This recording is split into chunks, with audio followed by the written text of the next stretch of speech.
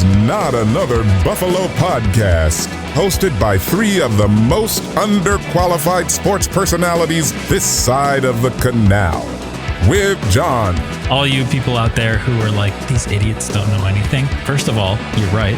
And second of all, I'm just a dad talking in a closet, but I'm just saying. And Brando. We have this trust built on whatever it is, like Bibles and gold bricks and whatever Brandon Bean's drinking over there.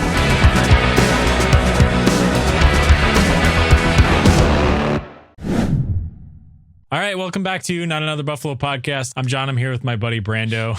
What's up?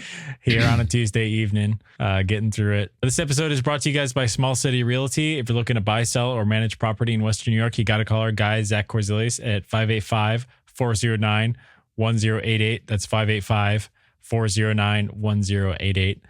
Now, it's been a crazy week because we actually called Zach up this week because Zach is our local expert realtor because we were inquiring about a golf course that was for sale in Batavia, and of course, this hasn't happened. It was a dream for a second there. It didn't work out, but it was already under contract by the time we got to it. But it looked like it was about to be a thing there for a second. It would have been a cool thing. That would have been very exciting. Yes. This podcast would have had a different setting for a lot of stuff. You ever see the Tee to Green, Brian Koziel? They go to different courses and they do the recording. Yeah, that's a really we could have great. done that. We could have done that. Yeah. Oh my God, we glow ball. We had tons of great ideas. We were going to totally redo a golf course and make a video series out of it and document it was like the whole a thing. 9-hole course, nice little bigger than crazy. a par 3 little executive course, and it would have been perfect in our backyard. Played it growing up. Yeah, that's where we learned how to golf. Yeah. Although I would consider myself still learning quite a bit when it comes to golf. Always learning still. That's why you play. It's like one of those things you have to always be humbled and figure out what you did differently. You got to do something differently when you mess up. And when I'm playing, and I'm lucky to be able to do this, but I always want to hit. If I mess up a shot, I want to hit another one. I don't have to count it. It doesn't have to be anything. I'll take the drop. I'll drop wherever you want me to, but let me hit it again while it's fresh in my brain why I messed up. And when I'm playing by myself, I'm always doing that. I did that 6 times today, and I was playing with somebody. So yeah. You gotta, your golf buddies can't be squares, but they need to know that you got to practice. You got to get better. Yeah. So we are still Not Another Buffalo Podcast and not a golf owners podcast or a golf course owners podcast yet. So, but Zach was cool. He helped us out, so he'll help you out. Give him a call. I was gonna say, called Zach right up. He's like, I'll get on the phone with him. I know this guy. Zach knows everybody in Batavia. It moves fast. He is just a great guy to know. And by the way, also this show is brought to you by the Jkorz Agency for all your insurance needs. So for any of your insurance needs in Western New York, call Zach up as well. Same number, 585-409-1088. He's the dude. He knows everybody. He's worked with everybody. But well, had we bought a golf course, he would have been the agent that we bought it through. Yes. So there's that. But anyway, so Brandon, you got to catch me up on what's going on with this Sabres off season, because I feel like I was expecting to see things, and all I'm seeing is ESPN notifications about Stamkos going to Nashville, and nobody's going to they signed a goaltender. Is he going to be the number 3? Yeah. And maybe so bunch of third line and fourth line players. Right. Here's what's happening. That's the Sabres free agency, man. That was me yawning into the mic. The move to the trade hilarious back part in the about that is that I didn't know if you were actually yawning, because a little bit. Sometimes when we do this show, it's 8:30 Eastern. Brando's ready for bed. Sometimes you just got to get a yawn in. I cut it out when I edit it and stuff like that. Well, but sometimes you just got to get it in. It worked out because I had to yawn, but it was perfect for the snooze of the Sabres offseason. So it was a good transition here. Nice. Wow. Killing 2 birds with 1 stone on this show. Beautiful. Yes. So it was disappointing. The trade back into the draft from 11 to 14 with Mike Greer, former Buffalo Sabre and the GM of the San Jose Sharks. You would think drafting 14th, you're going to get a comparable player, but they got the 2nd round pick, and then they go out and they get this bruiser. I don't even remember his name. He plays for Washington. He had 6 goals last year, but he'll play on their 4th line for a 2nd round pick. That was an interesting value trade. And then you overpay Justin Zucker. He's making $5 million a year now, but you got to pay a lot of money to get the players to come to Buffalo because nobody wants to come here. We don't exist in the world, I guess, whatever. So yeah, fair enough when you miss the playoffs for 13 years, but no splashy trades. They drafted a guy that I don't know from somewhere that I don't know because it's the NHL draft and that's how prospects go. Might be a little disrespectful to the guy. I don't know if you want to pull his name up at some point, but we won't need to know it for like 3 more years, right? I mean, barring a high first round pick, we're not going to hear about this guy for another 3 years, right? And to get Bo Byram at the trade deadline, Kevin Adams shipping off Casey Middlestat, but now you let Peyton Krebs be the third line center, but Krebs didn't really show anything. So now you need another center like Casey Middlestat. So if you think about it from 2 years ago, that team that almost snuck into the playoffs, they had 30 goals from Olofsson, 30 goals from Cousins, 60 points from Casey Middlestat, and those are all gone. That production has not been replaced. If you look at the additions to the roster, you have this prospect pipeline exploding. It's clogged. You got to get a snake, but there's nowhere to stuff the snake. I think the Sabres have like 28 players under the age of 22 under contract. It's a crazy number, and I don't even think the contract limit goes to the number that they have. So they didn't trade a prospect. They didn't trade their pick. Kevin Adams said he's trying. But then, Jeff Skinner gets bought out and he's going to go score 100 points and win the cup in Edmonton now. Just imagine him playing on Connor McDavid's line or Leon Draisaitl, even Ryan Nugent-Hopkins. You put him on any of those lines, he's going to do great. So we didn't replace his production. It reminds me very similar of the Bills, how they kind of deteriorated a little bit and a little bit and a little bit every year and tried to replace this production, but never did. The Sabres have tried to replace Chris Drury and Daniel Briere's production for 16 years now, and they've been failing. So it's been tough, kind of a snooze fest. And the teams around them are just getting better. Ottawa's getting better. Boston's getting better. Tampa might be moving laterally, but Detroit is in the same boat as the Sabres. Fans are really mad at Steve Yzerman. I know this is not a Detroit talk, but, icon, legend in the city. He's not really doing anything. It's the exact same boat as the Sabres. They got Patrick Kane to come back, but there's no big moves happening here. The biggest trade was with Tampa because they had to get some cap space, but this is about it. NHL free agency lasts about 2 days, and then it's pretty much done. And so nothing crazy. It's the meme with the guy with the stick poking the rock, going do something. Yeah. But so I don't know. I mean, I try to be optimistic because that Sabres team 2 years ago was like, third in scoring in the NHL? Can we just get back to that? And now we have good goaltending-ish, right? So it's like you put those two things together, that should be 90 points, right? Yeah. 90 is not enough. You need 95. Wouldn't 90 have been enough this past year? Yeah, it's the lowest point total for the 8th seed to make the playoffs in like 20 years. Right. Just our luck. We can't even limp to 90. Love that. So one game away 2 years ago too, right? Yeah. So no, just once. They've only missed by a game once. Yeah, just 2 years ago, right? Yeah. That wasn't this past year. No, they sucked this year. And you hope that you can get Ukko-Pekka Luukkonen on a contract because he's a restricted free agent still, and you got James Reiner and you got Devin Levi. So you're going to split 80 games 3 ways. Luukkonen plays 50, Levi plays 20, Reimer gets 10. We'll see. Yeah. You're going to need something from somebody that's never done it before. So Jack Quinn's got to stay healthy, score 30 goals. Peterka's going to need 30 goals. Maybe you get Rosick or Kula. I don't even know all these prospects' names. It's tricky. Somebody's going to have to come in and play good as a rookie, and that's scary to bet on. So Right.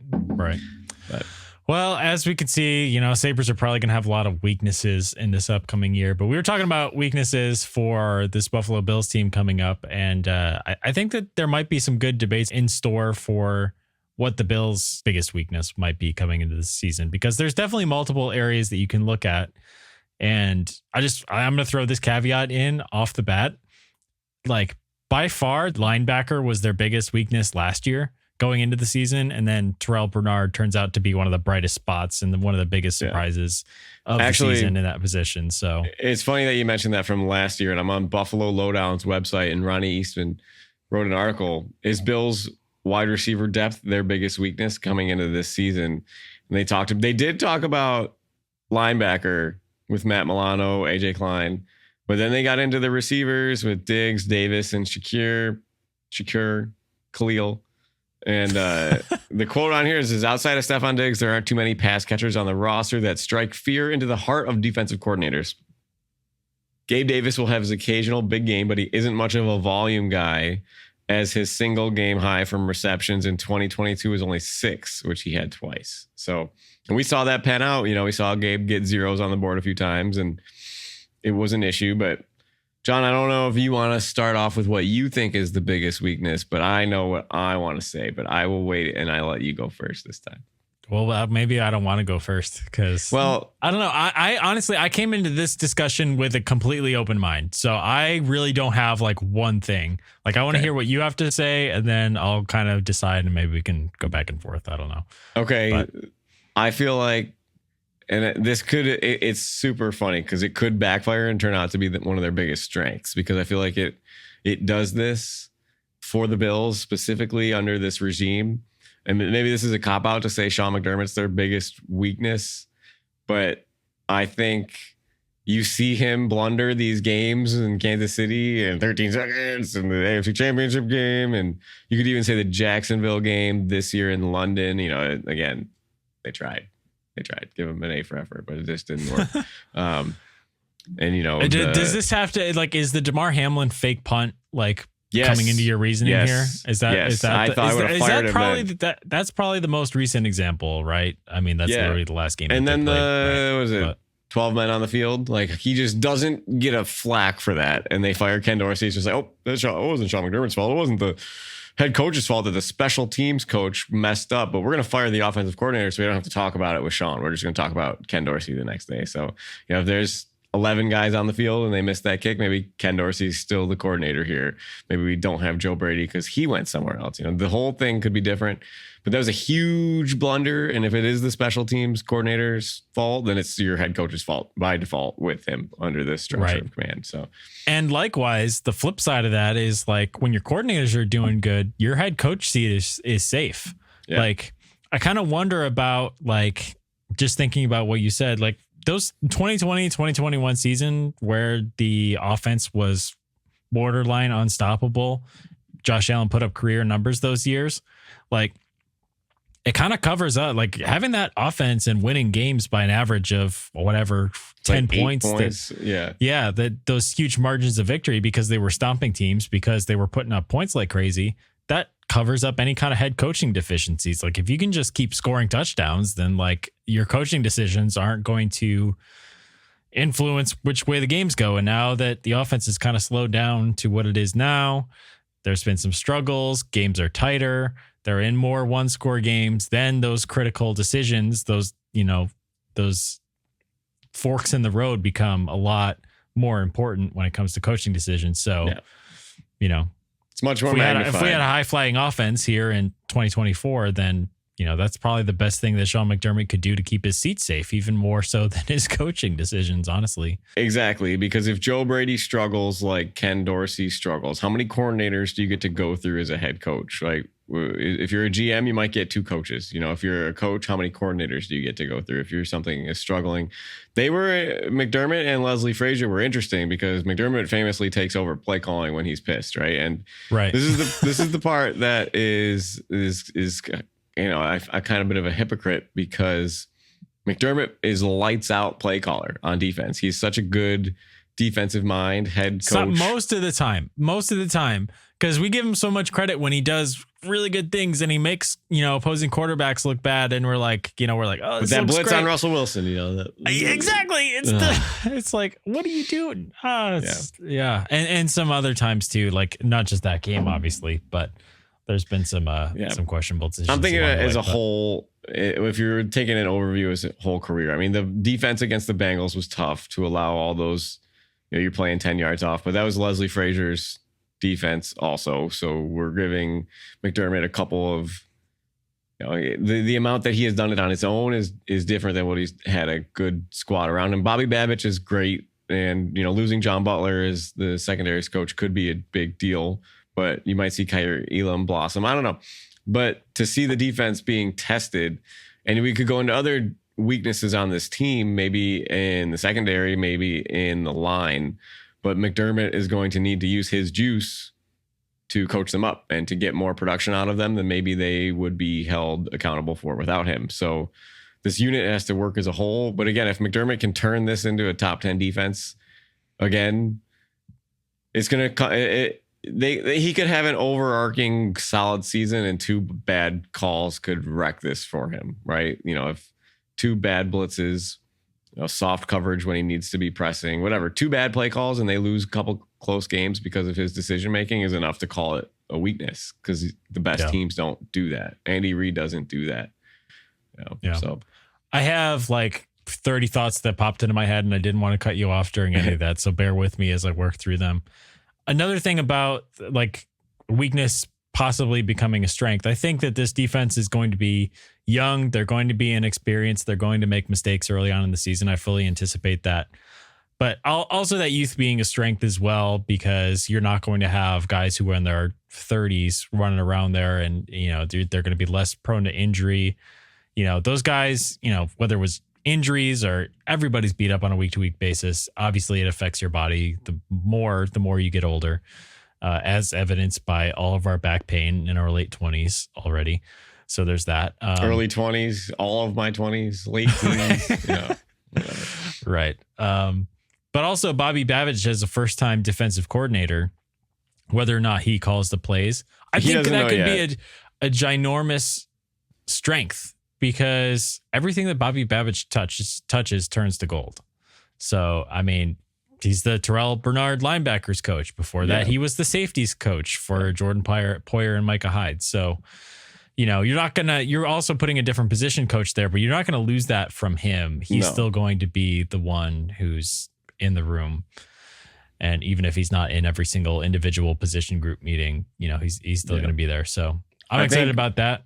I think McDermott said they're going to test it out in a couple of preseason games where Babich calls the plays, but it's going to be much more of a, I don't even want to say back and forth. I think it'll be McDermott will take it and then maybe give it up if he has to, maybe give it back, and kind of be a fluid situation. Yeah. And that's kind of a nice fallback to have, because sometimes, like, when stuff is not going right, you just need to change something about it. So even if the person who's calling the plays is not like necessarily making bad decisions, just freshen it up. McDermott starts calling the plays. It kind of like, it just freshens something up with the players, right? Yeah. We're talking about not going stale last week as a franchise. I think that not going stale as a team throughout a season is important too. But anyway, I had another like really far out thought.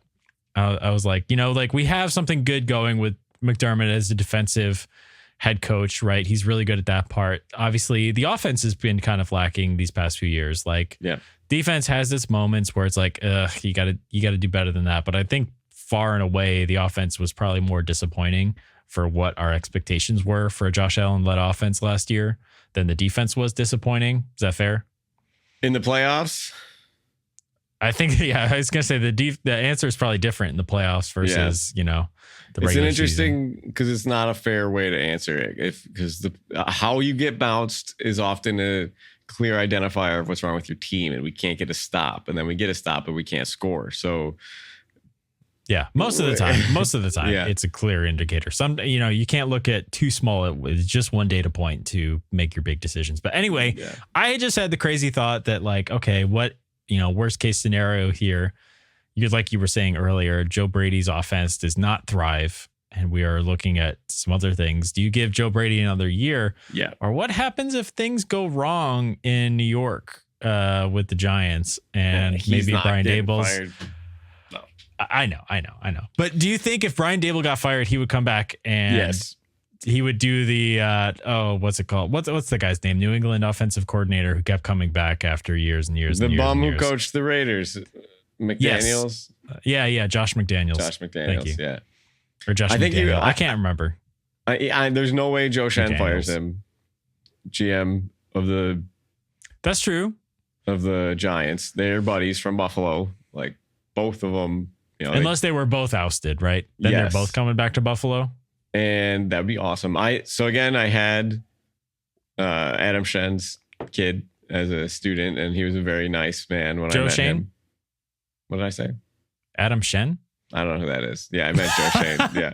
So I had Joe Shen's son as a student when I was teaching at the Y, and good kid, good dad. But same with Dable, good dude from Buffalo. But unless they give him the Leslie Frazier co-head coach or assistant to the head coach, whatever, how you can put whatever title you want on it, like to have him come back. I just. We're getting way too ahead of ourselves. This is my fault. I brought this up. We don't have to explore this too much. I was just thinking maybe, I'm trying to get the 2020 to 2021 offense back. Anyway, whatever way you got to kiss it goodbye, man. You got to kiss it goodbye. It's never going to be like that again. We'll be talking about those days like the people talk about Jim Kelly's take on days. We might have another version. We've talked about this. It could just be effective in a different way. So, and we haven't even, we've talked about it a little bit. We're not talking about the offense really as a weakness individually in position groups, because if you look around, tight end's good, maybe a top 10 group in the league. Running back, James Cook's a top 5 running back in the league, finished 3rd in yards. Wide receiver is going to be the question mark, and there's talent there.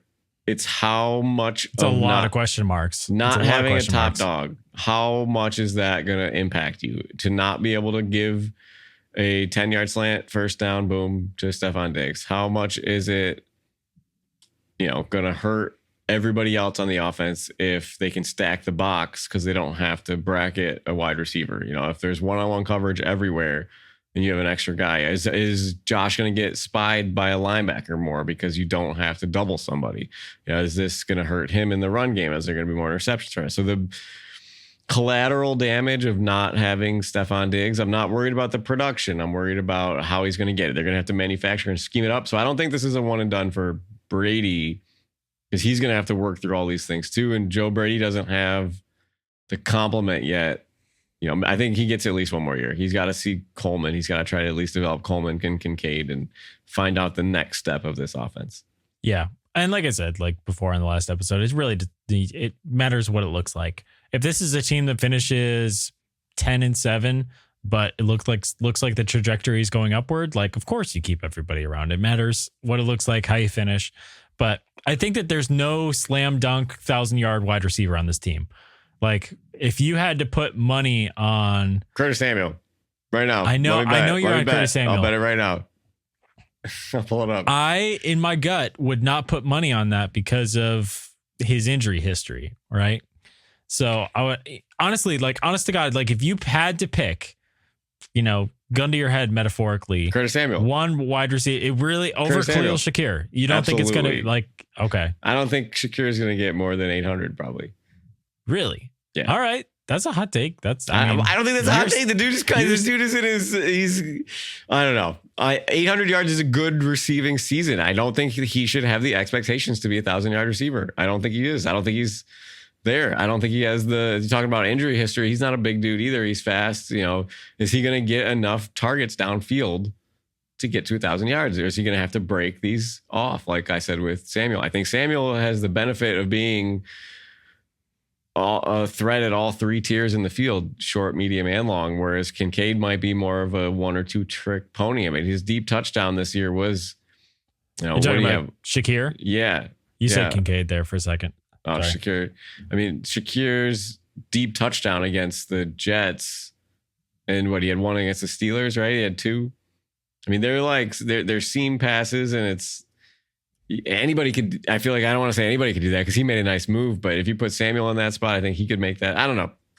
I think it's quite the expectation on Khalil Shakir, and I don't think it's fair for him in the middle of his development. We'll see. I'd love to be wrong, but for me, it's 1,000-yard receiver is Curtis Samuel. Can I tell you something too, John? You'll have an opinion on this. I'm looking something up at the same time too. Okay. So hit me. I saw the odds for Josh Allen's passing prop. They just came out today. Do you know what the number is? For Josh Allen's passing prop? Yes. Let's see. Where did he finish last year? 4,000. I'm not telling you anything. You got to get to this number on your own. The over-under. I'm going to say 4,200. You would be wrong by a wide margin. Okay. I'm not going to tell you one way or another. Well, I was gonna say some of these like season long over unders. Sometimes it feels like they set them low because obviously with the injury percentage, sometimes if you don't play, you obviously can't get to that. So I'm gonna go lower. I'm not gonna tell you 3,900 yards.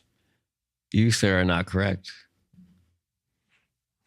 You're not. I'm not going to tell you one way or another. lower? You have to decide if you're going to double down on lower or if you think you're way off and you have to go higher. It's just a fun game we're playing.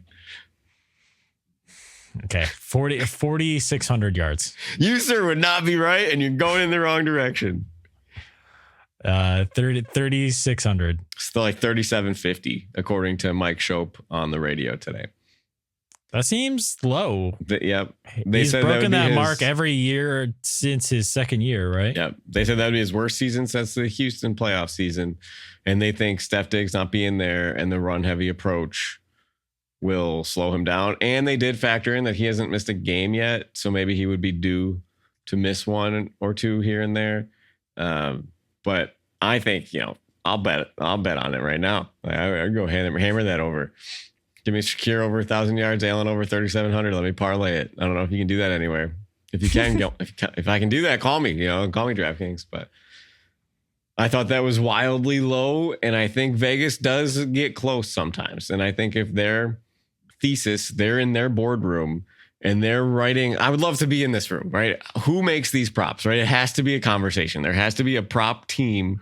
They're in a boardroom. They're going star player to star player. Okay, Josh Allen, thesis for 4,000 yards or higher, thesis for less than 4,000 yards. And it's like a debate. Somebody wins that debate and they set that total.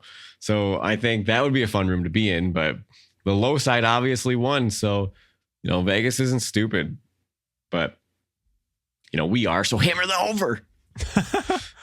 All right. I might have to search something really quick because I want to look at Khalil Shakir's kind of projection. Joe Marino hasn't done his full yardage projections, but the other day I was listening and he was doing target projections. So if we look at these targets here, let me see. So I'm going to pull up Khalil Shakir's last season stats. 39 receptions, 45 targets for 611 yards. Okay. So that's the baseline, right? Yeah. So he averaged 4 targets a game under Joe Brady, which obviously was up over what he averaged in Ken Dorsey's offense. So if he averaged 4 targets a game this year, that would put him at 60 targets for the year, which is obviously an increase over 45. Joe Marino has him at 90 targets for the full season estimated. And does he have the other? Can you give me the target breakdown in his predictions for everybody? Do you have that available? I don't have that readily available. No, I had to listen to that. I had to re-listen to that part of the podcast to remember the numbers. But I think he had Kincaid at like 120 targets for the year. That's obviously leading the pack and then going down from there. But he has Curtis Samuel at less targets than Khalil Shakir in his predictions. I don't agree with that. And that obviously that 90 targets per year would be 5.29 per game. So at that rate, let's do some quick math here. Let's say Khalil Shakir, what was his yards per reception last year? 15.7, which is pretty high. Yeah. So let's dial that back to 14 because usually when volume goes up, sometimes that'll go down. Let's see. So 14 times 90 targets. How many? Wait, let's see. 45 targets, 39 receptions, which is really good. Let's take that as a fraction, or let's say 90 targets down to 75 receptions. Does that sound fair? Yeah. 75 receptions. So 75 receptions times 14 yards per catch average would be 1,050 yards. So right over that 1,000-yard mark. So it's possible. I think that I feel like all these guys are going to be like, there's going to be a lot of 7, 6, 500-yard receivers on this team. Yeah, it'll be interesting to see where that breaks down because you're right. There's going to be no Stephon Diggs get to 1,000 yards at game 12 kind of receiver or anything like that. Or there is, and his name's Curtis Samuel. We'll just find out. Right. Yeah. If you haven't figured out, Brando's pretty high on this Curtis Samuel train. Yes, sir. I just think he's going to have a better season than Khalil Shakir. Who would you pick to have the better season? Khalil Shakir or Curtis Samuel? And if you want to argue Dalton Kincaid, it's not on the table. We're talking wide receivers here because there's a potential that Kincaid could do better than both of them. But I think the veteran here, if he is healthy, is Curtis Samuel. He's a better route runner. He can run more routes. He's faster. I think he fits this offense better. So. All right. That's fair. Yeah. And Joe Marino cited familiarity with Josh Allen as Khalil Shakir's biggest strength because he's the only wide receiver on this roster right now who's ever caught a pass from Josh Allen in a game. So familiarity is not all that it's cracked up to be, right? Zemgus Girgensons was familiar with Buffalo, and how did that treat us? So just counterpoint taken. Familiarity is only for him too. It's really only like. What did you say? He had 39 receptions this year?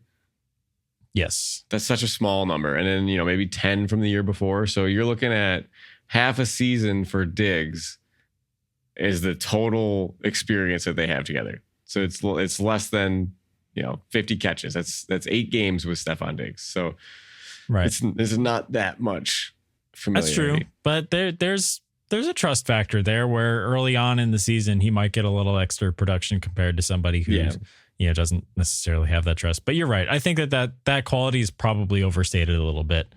And it's really just going to come down to who's healthy, who produces. And I think that Curtis Samuel's, I don't want to say his floor might be higher because obviously there's a huge range of seasons that we could see from Curtis Samuel. I mean, all the way down from 300 yards and injured, less than that and injured, or 400 yards and then 200 on the ground and you're at 600 all-purpose yards or something like that. So disappointing if that happens. That's totally possible, but I don't want to say he has a higher floor because that exists, but also he's going to get additional touches in the run game. So if he averages one carry per game, that might boost the numbers a little bit. But he's going maybe a little higher than Shakir is in fantasy drafts too, which is interesting. We're getting into that time of year again to see those rankings come out. And Buffalo is very intriguing this year. James Cook is higher up. Josh Allen's QB 2/1/ should just always be QB1 because he always finishes as QB1. But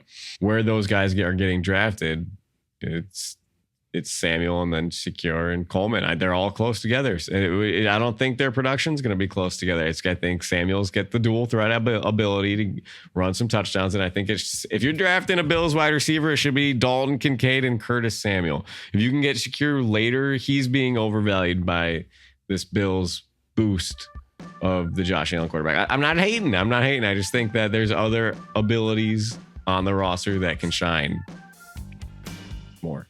Should fantasy owners trade Curtis Samuel before he gets injured in week 12? If you can get, the Bills just got rid of it, but there's no salary cap in fantasy football unless you're in an auction draft. But if you can trade Curtis Samuel and you snag yourself an AJ Brown or a Tyreek Hill and it's part of a package, maybe you sample, you put together Samuel and a running back for somebody elite. You're always open for deals. That's fantasy football. Yeah. Well, final thoughts. Bill's biggest weakness. Do you have we learned anything on today's episode? Probably no. I mean, that's probably a bad question to ever learn. Here's the exit ticket. Brandon's still high on Curtis Samuel. That's it. Yeah, that's pretty much it. I'll be curious because we could be talking about this, and McDermott could be having the defense playing great, and the offense could be struggling, and then we're talking as the receivers being the biggest weakness. We could see that the D-line's not getting any pressure, and it's putting the defense in a tough position. We could call that their biggest weakness. We could see Joe Brady's play calling suck and call that the biggest weakness. We're going to have to see how this plays out, but it'll be intriguing for sure. And training camp's right around the corner. You'll get a little sneak peek, maybe what is to come in the joint practices in the preseason, and then it's the real deal before you know it. Yeah. Well, hope it comes fast. Yeah. All right. Well, you guys can find us on all platforms at Not Buff Podcast. Check us out on YouTube, Instagram, all that good stuff. Hopefully we'll be back next week. If not, we might have some weeks off here this month. I know I'm going to be traveling a little bit. Brandon's going to be traveling a little bit. So we'll see. We're not going to force you guys to listen to Pat do a solo episode because I don't think the world's ready for that. He just does one episode, gets a full-time deal on WGR. Right. No, it'd be a deal on something, but I don't think it'd be a deal on WGR. That's funny. All right. Well, peace out, guys, and go Bills. Happy 4th of July. Go Bills. Oh, yeah. Happy 4th of July. Yeah.